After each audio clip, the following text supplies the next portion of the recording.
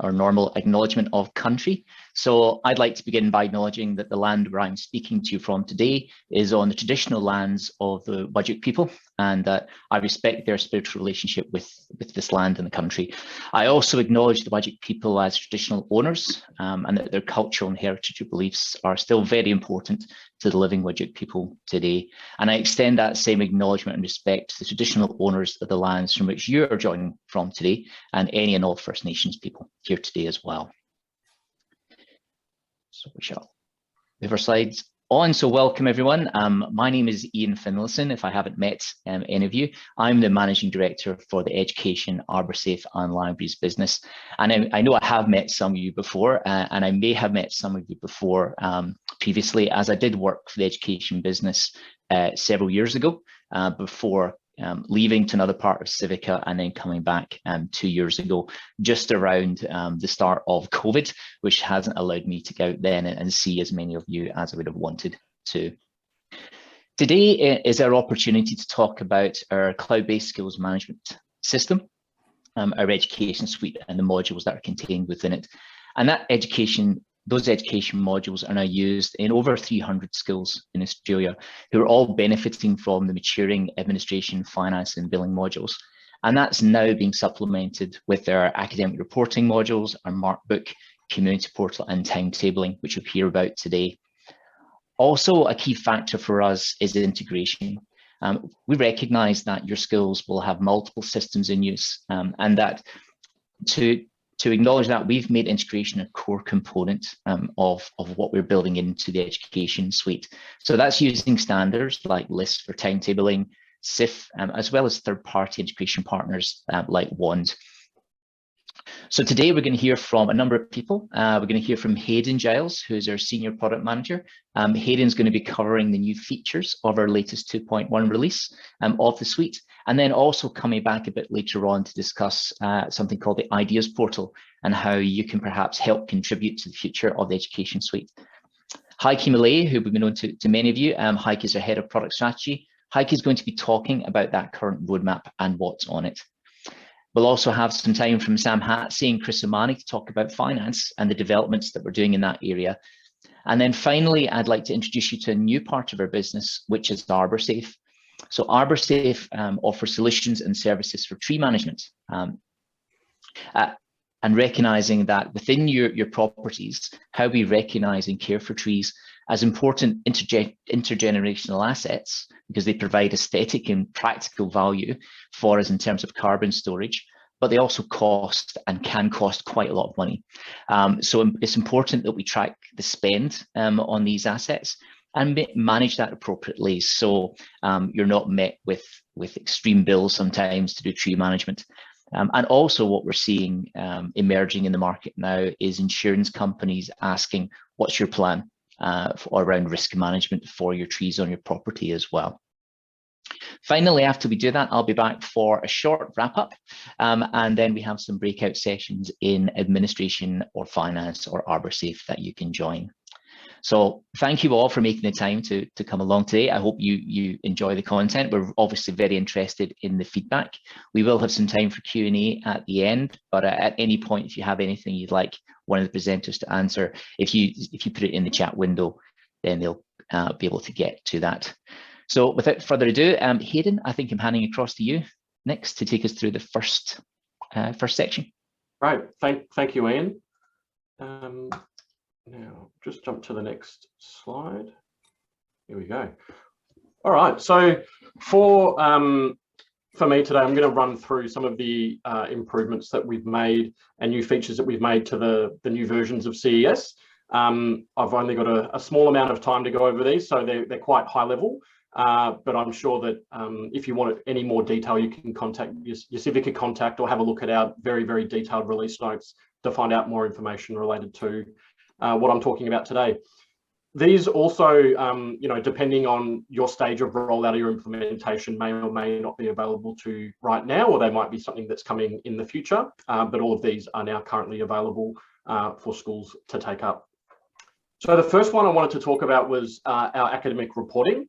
And our academic reporting module is pretty new, and it's got some really great features, and it's a really, in a nutshell, it's a very simple summative reporting solution, both for setting it up and for teachers for doing data entry. We've included comment banks as part of that. Comment banks obviously can ensure some consistency around how reports are written, and save some time for teachers. So we've got that facility available as well. We've got the facility to report on timetabled and non-timetabled subjects. So if there are subjects that are not necessarily part of the timetable that you wish to report on, you absolutely can within the solution. As well as that, we've got the ability to report on curriculum and non-curriculum indicators. So you can use grade results or number results, or however you want to display information related to the curriculum and outcomes that students achieved around the curriculum, but also the non-curriculum things that schools sometimes like to report on. For example, how engaged they are in class and whether they bring the right materials to the classroom. We've got the ability to add digital signatures as part of this as well, and the document can be sent out to parents as PDFs, or it can be printed. But digital signatures, as if anyone here has ever had to sign reports, and I have in the past, it's a pretty daunting task to go and have 400 reports in front of you that you need to sign. So the digital signatures printed directly on the report can really save a lot of time there for school leaders. We've also got the ability to print absences on the report and summaries of absences, so that the parent can get a snapshot summary of how many days that their student missed. And often when parents are pulling a kid out, every now and again, they don't really think much of it, but it can be a nice refresher for them to see that the student was actually away for 13 days out of the term or something like that. We've also got a digital sign-off as part of the workflow as well. And that means that if you're running a system where a teacher has a buddy or some sort of someone else signs that off, they can do that in the solution itself. That saves a bit of time for printing out things and sending them back and forth, etc. They can just sign it off in the application. The data entry tool for the teachers is very straightforward and simple to use. They see the classes that they teach and the results that they need to enter, and they can enter that information in. This can also be synced directly from the mark book as well, which I'll talk about next as the next thing. We've got a report built in, and this is something that our schools that are using this really love, is that you can do a check to see whether there is data missing from the reporting. So you can actually then, follow up teachers who haven't entered the data for the academic reports if the deadline has passed. Got the ability for multiple templates as part of this as well. So you can choose, a different way in which the information is presented. And then there's configurable aspects of that coming as well. The mark book is quite simply a way for teachers to keep track of all of the marks across the year. This is a really fantastic tool to have this all in one place, and it provides great visibility for teachers across all subjects to see how a student is performing. More importantly, it allows you to ensure that you've actually got a record of these that won't be lost. I had the misfortune of being in a position where a Year 12 teacher in one of my schools was collecting all of the marks in a teacher chronicle, and the teacher chronicle was in the back of her car, and a car was stolen. And with that, lost all of the marks for all of the Year 12s for that year. And it made, obviously that was a very stressful situation. And I wish that, and I'm sure she wished that she'd kept the marks online instead, or in the cloud. We've got the ability to do task sets within here as well. This is a great little feature that effectively allows a head of faculty or someone who's in charge of the assessment across a number of different classes to create those entry points for the results that make them then the same across all of the classes. So, for example, a Year 7 maths class who are all doing the same assessments across the term, that can be set up as a set, and then the teacher can click a button and load that set into their mark book, which ensures there's some uniformity across all of the classes. We've got the ability to combine tasks as well. So if you're wanting to report on a summary of week 1 to 3, or speaking results or writing results or something like that, you can group tasks together and then do a calculation to get, you know, an average or a grade out of that combining of tasks. As I mentioned just before, the ability to publish marks to academic reports as well and publish columns of the mark book directly to the academic report is a lovely little time-saving feature that we now have available. All of the tasks that are within a student's mark book are available on the student profile. So that means that you can navigate to a student's profile and see information related to all of the marks across all the subjects that they're taking. Again, this provides a really great view of how a student is going in not just the subject that the teacher's teaching, but other subjects as well. And of course, we've got a feature that allows you to export these tasks and results so that you can, you know, manipulate them in another way or send them to another data source. Or there are just, I've met some science teachers and math teachers in the past who just love exporting all of their result data into Excel and running all sorts of wonderful formulas and things over the top of it. That's all possible in the ability to export those tasks and results. Within our school admin module, we've continued to make a lot of enhancements in here as well. One of the big ones in the coming releases are some improvements to the searching capabilities and how you can actually search for people and things within the solution. We've added staff information to the ad hoc reporting tool as well, so that you can now create custom ad hoc reports using the staff information as opposed to just students. We've got the ability to manage online inquiries as part of the school admin module now, as well as managing application forms as well. We've got the ability to store school card information on a student's profile, and we've got the ability to set recurring expected absences. So if the student is known that they're missing every Friday morning for the whole term, you can enter that as a recurring absence rather than having to do it every single week. We've added in some features around English as an additional language or dialect, and the new entry programs and intensive English language programs, and all of those wonderful acronyms that you can see on the list here. This allows you to keep up to date with the students that are part of these programs and enter information related to their participation in that. For schools that have application processes that have multiple intake years, we've added this as added support for this as well. So, in independent schools, this is quite a big thing where a student might, the school might have intake years at year 5, year 7, year 9, and parents want to, put down preferences for those intake years. We can support now multiple intake years and applications. We've made improvements around attendance and pastoral notes. We've made improvements around the UI for immunisation records, and we've also got a form builder for application forms that you can then push out to the community portal. Speaking of community portal, we've added quite a lot of new things in here. First of all, the ability to see a student timetable and events, the ability to see financial accounts and make payments on fees, the ability for prospective parents to have access to the community portal, and then once they're a confirmed member of the school community, convert them to an actual user account. Application forms, as I've mentioned, are now available within the community portal as well, and the management of links for schools and for jurisdictions to be able to show links within the footer of the community portal to then allow you to link parents to other things that you want them to see. Management of account information for parents to update their details is available for them to do. We've got an integration with EdSmart for form integration. So any schools that are EdSmart schools are looking at how they can improve workflows or form workflows. We've got an in-depth integration with EdSmart. The ability to see student information. For example, on the screen here, we can see the attendance summary. Just information that you want to know about your student and how they're performing in school, their timetable, academic results, update the medical details, etc.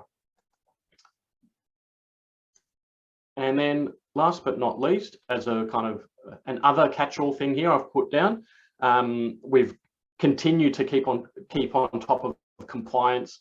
That's, you know, government reporting and census and stuff like that, to ensure that schools have the right data available to them to comply with any of those reporting elements that they need to do.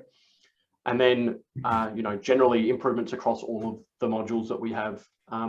We've got over 100 developers working in the education space in Civica, and that means that we can provide some really great improvements to all of the modules as we move forward. That's it from me. And if you're joining myself and Heike in the workshop session on admin, be keen to learn more about what you think about those things and your priorities. And for now, I'll hand over to Sam, who's going to talk about CE Finance. Thanks, Hayden. So what's new in finance in 2.1? I've gone through the release notes, just picked out a couple of items for each of the modules. And let's just have a quick chat about some of the bullet points. In the general ledger, the two major works have been the general ledger report writer and workflow. So in the report writer, for those that create reports, specifically for columns, we now have, we've got a long list of options for you when you're creating columns and reports, but we've added pre-close debits and credits and year-to-date debits and credits. And when you're running historical reports, these automatically eliminate your month end and your year end, so that you don't get a series of zeros. For people running a jurisdiction master, so those that are running a master school, jurisdiction users can now create and publish reports. In earlier versions, you had to export it, copy and paste the data to another school, import it. So now it's just one button, one push, and you can push those new reports you create to all your schools. And when jurisdiction users run reports, they can now run them from the master school and run any of their schools in the jurisdiction. And to boot, they can do consolidated reporting. So they can run a balance sheet for one school, 5 schools, all 1,000, all in the one run. But a warning, you probably need to revisit your dollar amount formats and make sure they allow for millions, billions, or trillions, whatever your school cash flow is like. In workflows, we released a lot of workflows in 2.0, and in this release, we've just put in a lot more tighter controls on switching them off and switching them on. So now when you switch off a workflow and you've got outstanding transactions, the person switching off the workflow is going to have to complete, put their name against all the outstanding transactions saying, I am switching off workflow, so therefore I am automatically approving. And for specific workflows like your asset transactions, your general ledger batches, and your AP invoices, we'll ask the user an extra prompt saying, do you want to go back to the traditional, the simplistic clearing, which it's workflow 1.0. It's not very complicated. It's just ticking a document on and off. And lastly, on workflow, we've moved the workflows. It used to be, well, it used to be and still is in school maintenance, GZC, but now it is a clickable icon on the very first screen. For those of you who have configured one of these, it used to be about 8 or 10 keystrokes to get to them. Now it's a very simple one-click play with your workflows. In 2.0, we got most of the workflows done. In this release, we've added a brand new one, monthly bank statement reconciliation. So instead of having your daily bank statements, if you turn on that workflow, instead of getting them approved daily, you can switch on this feature, which has one summary line for each year and period, and you can submit that for approval. Now, when you turn on this option, users who try and create a statement, a bank sheet, in the middle of that period that you've sent for approval, or it's approved, or you try and load some, the system will inform you that you can't. And in GL, we've added quite a few new reports and changes to existing ones. Have a read of the release notes. The ones worthy of a mention are there's 2 new budget manager reports to help budget managers manage budgets. In accounts payable and AR, accounts receivable. In AP, again, a workflow flavour. Whenever you were approving a payment cycle, it was very onerous on the approver. They had to go off and go find the existing payment register and either run it themselves or have it forwarded to them.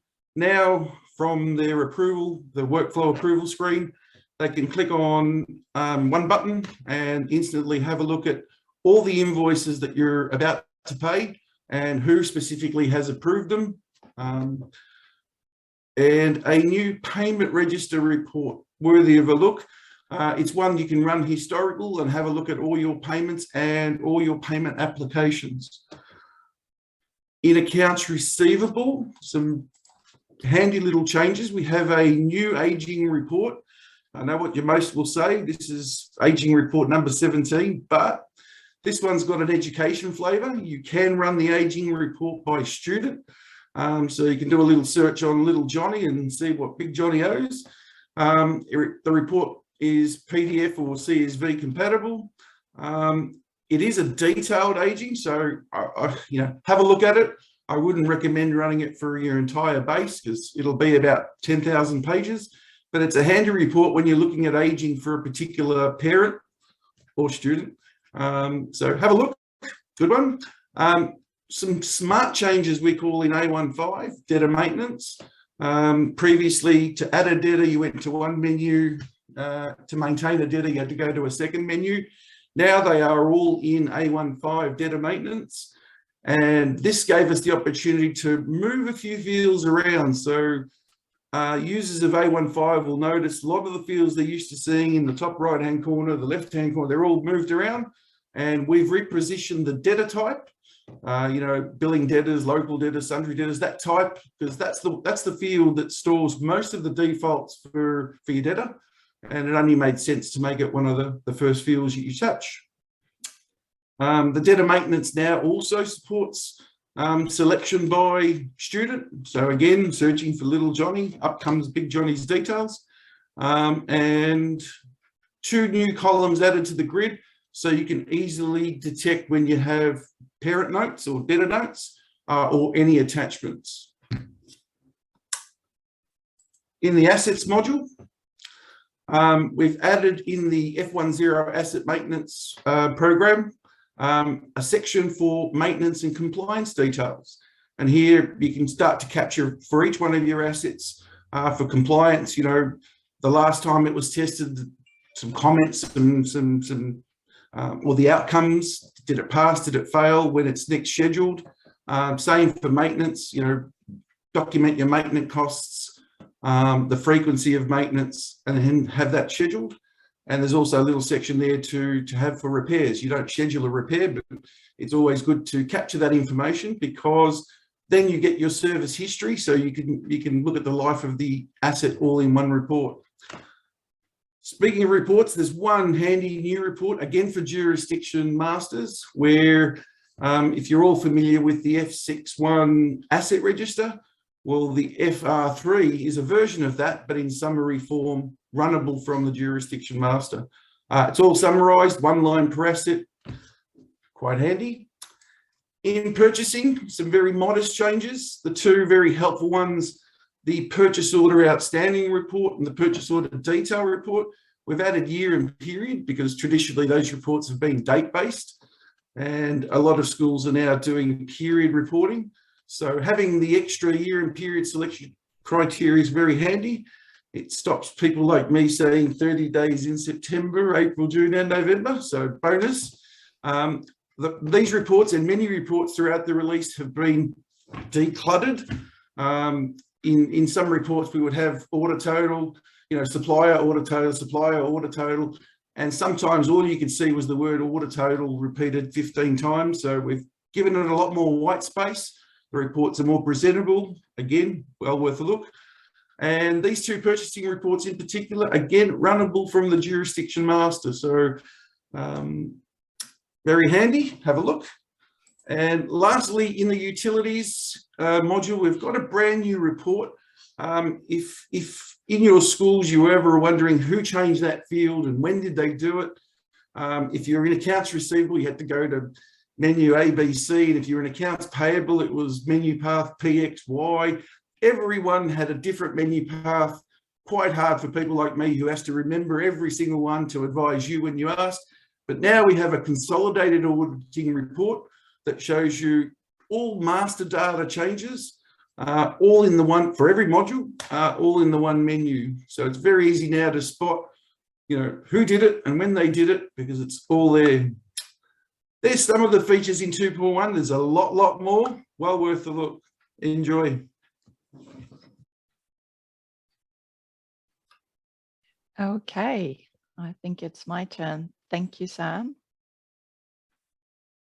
And I'll just request control. So what we're doing now is we're going to shift our focus from looking at the previous release to what is actually coming in the future. So with a specific focus on the next year, so 2022. As a company, Civica invests a large amount of revenue directly back into software development. And as Hayden already mentioned, we have over 100 staff directly involved in developing software for our schools. But Civica globally also provides strategic direction that guides our overall product strategy. And that overall strategy, or more precise, the strategic direction, focuses on the 7 pillars you can see on the screen.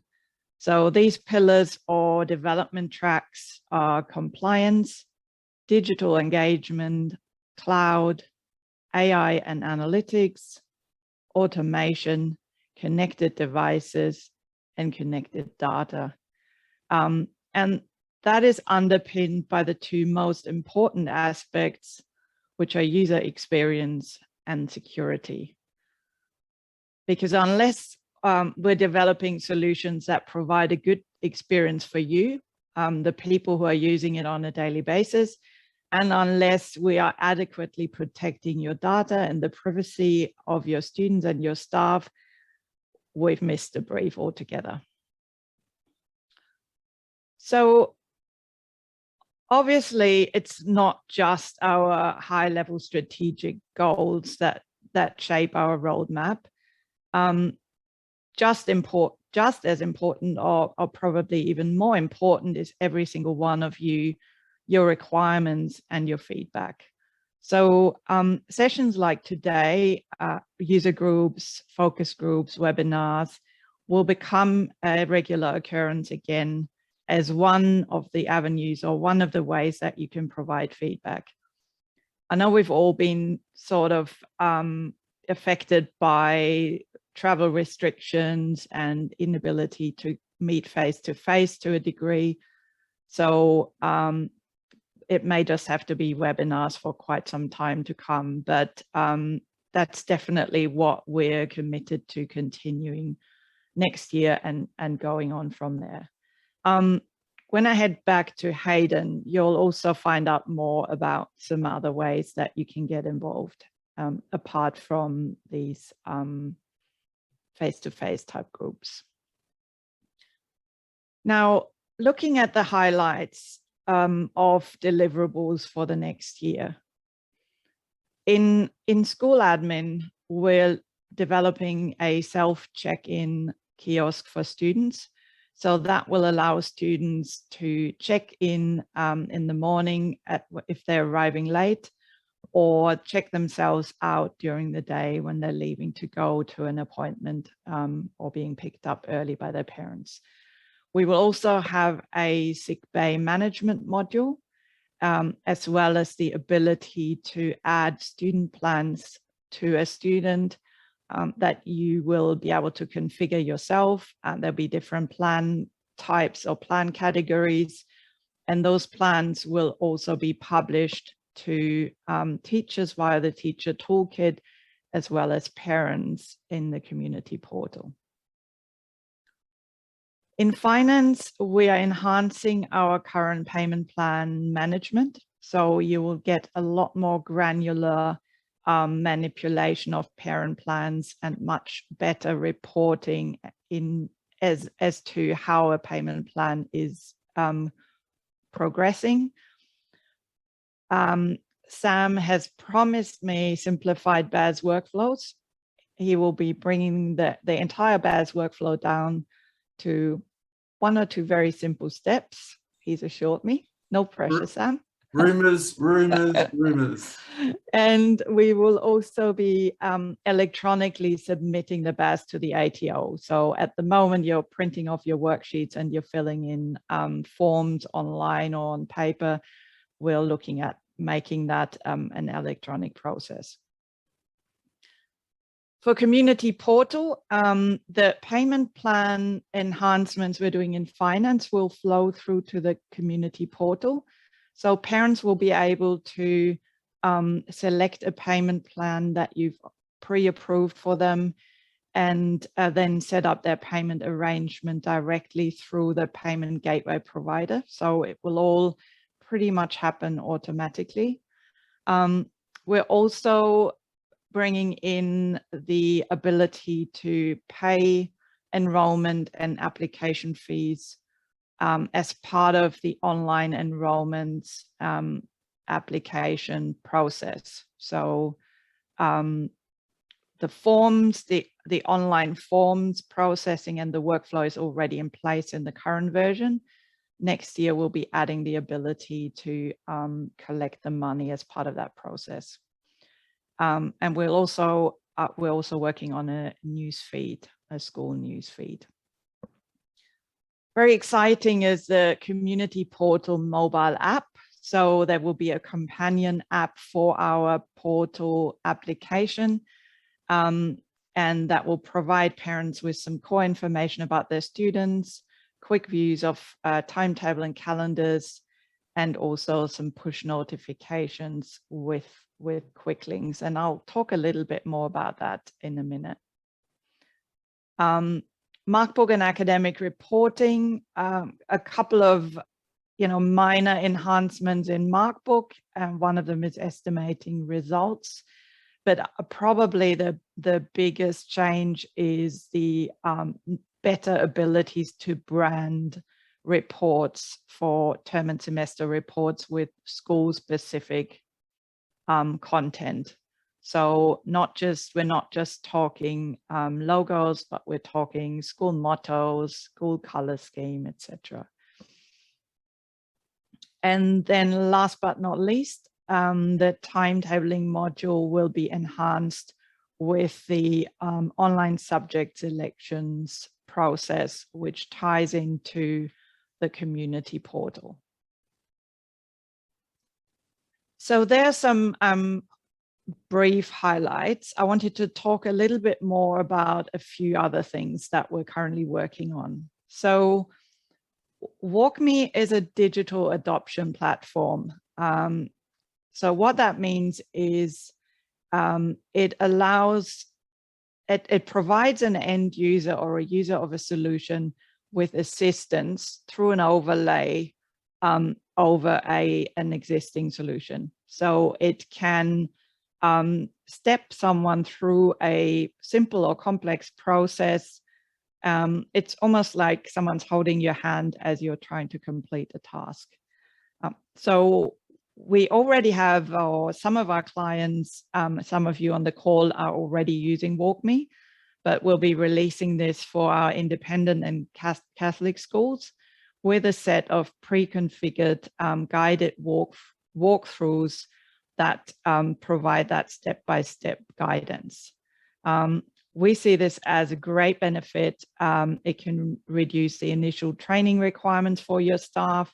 It can help with new staff that are coming on board at any point throughout the year, but it also provides an ongoing safety net by guiding staff through some of the less frequently used processes that are potentially quite critical, like your end of year rollovers.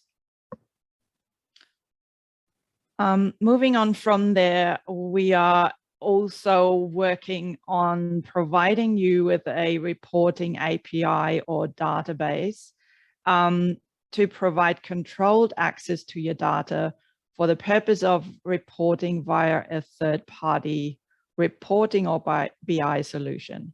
So obviously, we have a whole set of standard reports within our Civica solution. We have ad hoc reporting available as well. But to take you beyond that, where you can use a BI tool like Power BI or Octopus BI or Yellowfin to create your own, to complete your own analysis of your data, create your own reports and dashboards. That's what we're aiming for here. So this will give you total flexibility, and we see this being used predominantly by our larger independents and Catholics who have IT experts and data experts already on staff that are already performing a lot of those analysis type tasks with their current solutions. Now, the community portal mobile app, I previously mentioned that. The main purpose is to gain a presence on a caregiver's phone. And from a caregiver's perspective, it provides really easy access to the portal. So I don't have to open a browser. I don't have to find a bookmark or use a URL to log in. I can use the app and have that app on my device as a native app. From a school's point of view, the main benefit is push notifications. So it just gives you another avenue of reaching out to parents. In addition to SMS and email, obviously push notifications don't have the same costs associated as SMS, but they're also a lot more immediate than an email would be. So we're quite excited about that app, which is currently in development, and we'll show that off as soon as we can. Last but not least, we're always continuing to build out our current integrations with third parties. We know it's very important for you to have a choice in connecting to systems that are not necessarily part of the core Civica solution. And we're committed to extending our current integrations around WAND and the standard API and other standards like LIS or CIF in the upcoming year. This will include some work to integrate with potential third-party finance solutions. So we see that some of our smaller independent schools may only have a need for a very simple finance solution. So we're looking at integrating with Xero as one of the options in that space.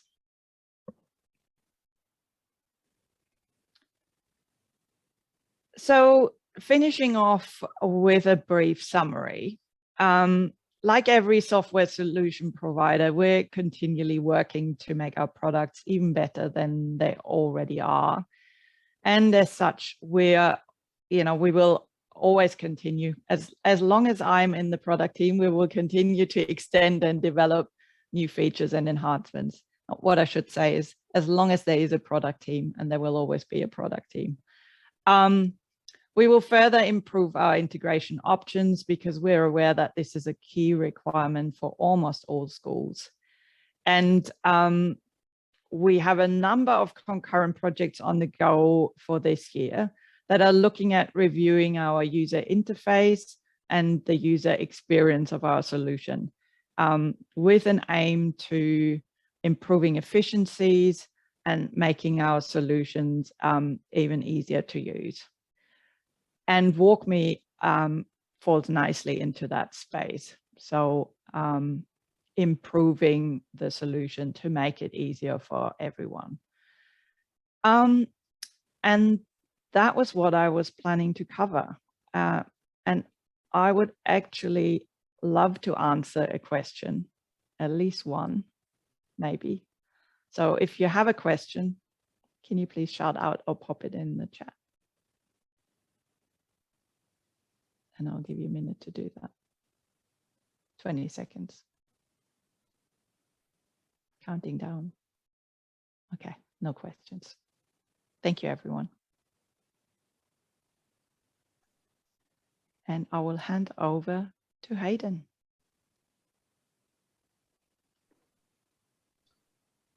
Thank you, Heike.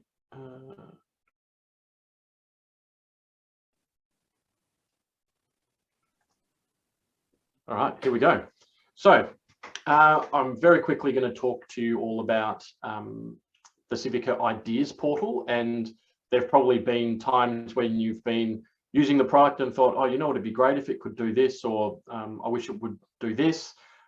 We've got a ideas portal up and running, which will allow you to submit your ideas about the product. So what this looks like is effectively a sort of forum type environment where you can log in, create a new idea, and also view other people's ideas and vote on other people's ideas. So you could come in here, have a look at all of the ideas that people have posted, and if it resonates with you, or it's the same thing that you've been thinking, you can vote for that particular idea, and then we can review those, and it can help us to prioritize what we do next within our product, and give us a real idea of what schools are actually wanting to do. As far as how that works, it's quite simple in that you come in, click that add new idea button. Oh, we've gone one too far. And then choose which workspace this idea is in. So if it's the Civica Education Suite, or it might be the finance product, you select which product it's for, and then you just effectively type a summary of your idea and share that with the community. To get access to the ideas portal, you can just raise a service desk ticket and they will create an account for you. But it's just another platform that we're trying to give our schools to allow you to have a more input into the future of the product. Thanks. And I'll be handing over to Luke now.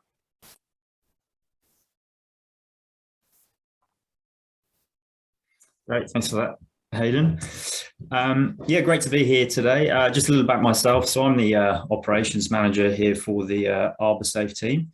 I've been a consulting arborist now for nearly 15 years, and as part of that, 7 years with the ArborSafe team. And in that time, I've looked at many trees, tens of thousands, in fact. And the tree on the screen you can actually see here is one I've actually assessed myself.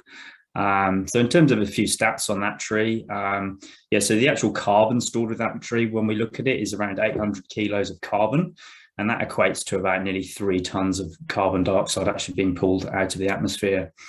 Beyond that, if we do a little more digging and actually do some amenity value calculations on the tree itself, a tree like this, of this size and this location, runs into almost $20,000 worth of value when we actually do some stats around the amenity value. Now, interestingly, also did some work on this tree and this site in terms of doing some cost breakdowns. This client over the last 5 years has actually spent on average $168 only per tree. Now, if you actually average that out, $168 versus an asset of $18,000-ish is a pretty good investment. And often that is the case, but there's also a lot of cases where trees can cost a lot more than that. Many thousands of dollars in some instances. So it's really important to have a strategy in place and some plans in place to actually manage a tree population. So that's a little bit what I'm going to talk to you about today. The tree management, I could probably talk all day on this subject, and I've only got a few minutes. So apologies if I talk quite quickly, but hopefully I'll give you a bit of an insight into what we do and how we do it. And for some reason, I can't see my controls. There we go. So as mentioned, trees have many benefits. Shade being a very obvious one, reducing runoff. Also, we're starting to understand a bit more about trees in the environmental space. So we know that students who are at schools with more trees and greater canopy covers are actually happier and often perform better in exams and so on. So trees really do have many benefits in our schools. But it's also quite hard to manage trees. Trees themselves face many issues, pest and disease being one, storms, bad weather, as we've sort of seen in Victoria over the last sort of few weeks, and very wild weather has resulted in many trees down across many schools. Development pressures, poor pruning techniques by arborists, continual usage under the trees and around them, all of these things can really reduce the life expectancy of a tree. So in terms of the impact these issues have on the tree, as mentioned, pest and disease are pretty obvious. It'll actually reduce the health of the tree, and that continual predation in many cases can actually reduce the life expectancy by some extent. Storms, bad weather, obviously damage can result. And as you can see on the photo on the right hand side of the page, that upper photo has a large crack down the center of that tree. Development pressures, now these can come in two forms. First of all, you can actually have the footprint of your development can actually result in the loss of many significant trees. We can also have damage caused by those construction activities. And as you can see, the poor old tree on the lower right hand side of this picture has been heavily excavated nearby and had some pretty significant root damage, resulting in that tree requiring removal. Poor pruning techniques. Again, having arborists who aren't fully qualified, appropriately experienced and so on, that can actually result in more harm than good to the trees. Continuous usage, as mentioned, just staff, students, etc. Movement around the base of the tree can result in some pretty significant compaction. And compaction is really the silent killer of trees and actually results in the loss of many trees over time. So having an understanding of being able to manage issues such as that is really important. So it's not just the trees that face challenges and issues. It's actually you as tree managers face a number of challenges. Where to start? Sometimes tree populations run into the thousands. Where do you start? Where do you need to invest your money to give you the best outcome? And in that, in terms of investment, you're obviously running with limited budgets. There's increased pressure on those limited resources. Trying to establish new and young trees. Many schools we see have fantastic programs in place to try and put trees in the ground, but sometimes it gets forgotten beyond that. And what we know and what we understand is if you have a 90% success rate, that is incredibly good. We often see 50–60% as a normal success rate. So having a plan in place to help establish those young trees, have some succession coming through, is really important. On the other end of the spectrum, obviously, you've got the managing the over mature and the senescing trees on the side. What do you do about those very large older trees that are starting to get to the end of their natural botanic life? How do you manage them to keep people happy with the site and the treescape, well covered with canopy, but at the same time keeping it safe? And that obviously takes me on to my next point. Tree risk, very important, being able to manage that risk in the school environment, and that goes hand in hand with how you prioritize works in the school environment.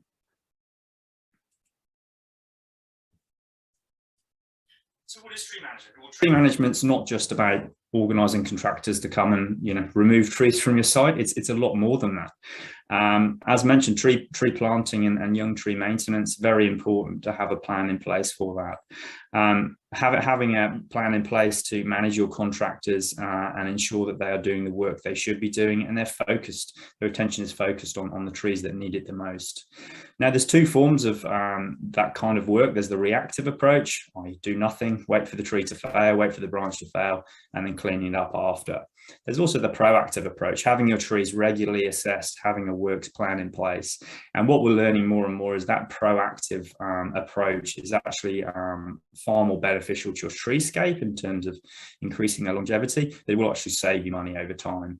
And more we're seeing, and the feedback we're getting from clients is having the proactive plan in place really does lead to cost savings down the line. Managing the grown environment is not just about what you do to the trees, but also how you treat the environment around the trees. Simply moving targets, benches, seats, dustbins, things like that away from the trees in some instances is a very cheap and easy way of managing the risk, i.e. move the target, you remove the risk. And as part of that, the assessment approach should look at that as well. Target relocation, target management is as important as the tree management itself.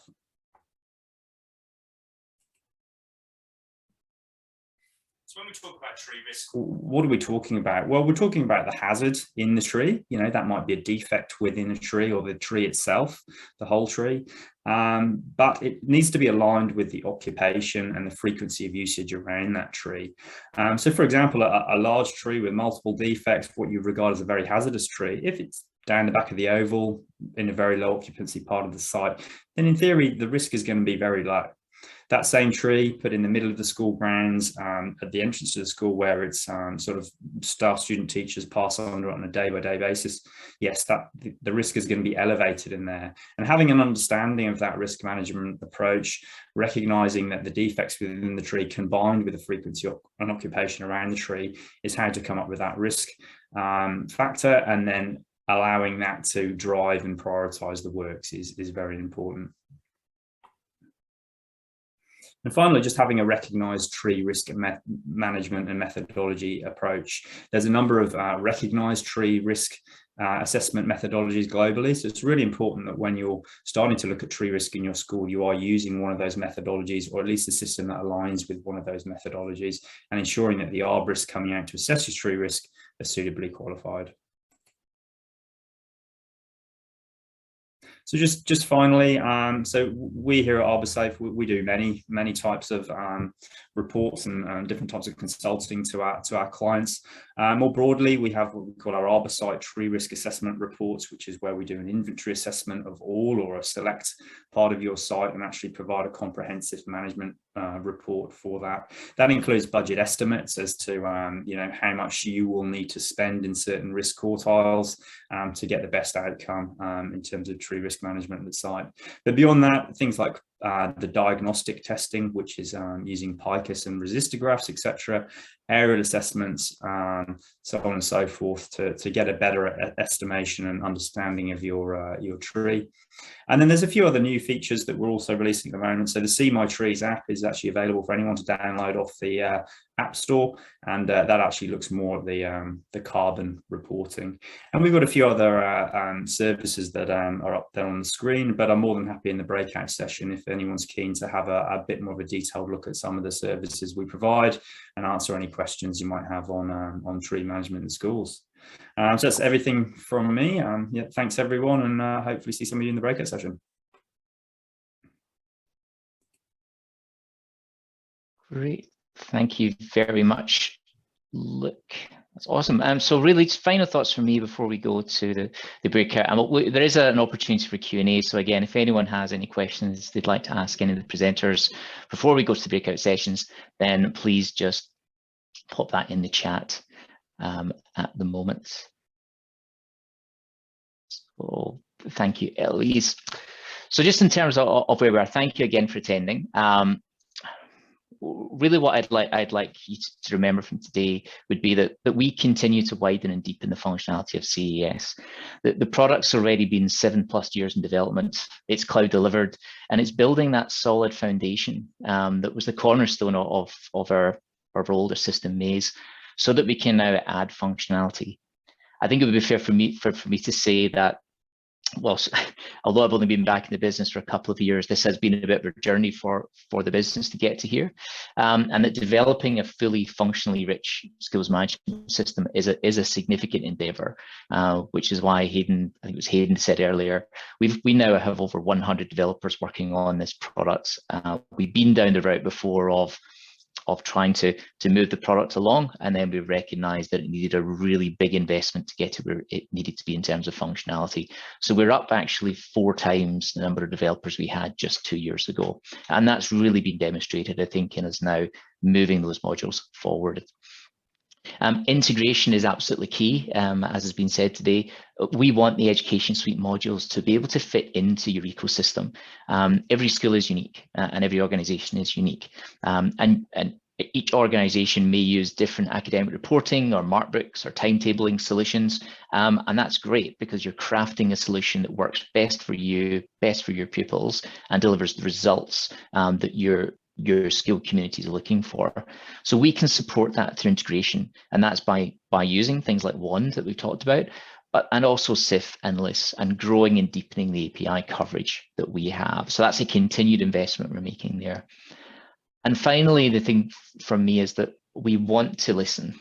As a company, we want to listen to your experiences about what you're looking for, about what you need from a system, whether or not you choose to invest in the education suite for your school at this time or not. That feedback is invaluable into how we develop a product, how we support this market. And I really want for us to ask ourselves, how do we help you? How do we help you be more successful? And you can help us by sharing with us, well, what that would look like for you as well.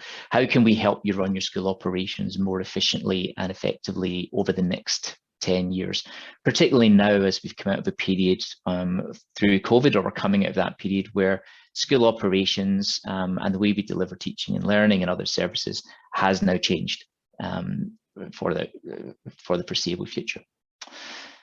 So I'll pause for a moment just in case there's any Q&A, and then if not, I shall attempt to give you some details on how to move to the breakout rooms, and I hope that some of our colleagues might step in if I get those instructions wrong. So I'll just pause for a moment.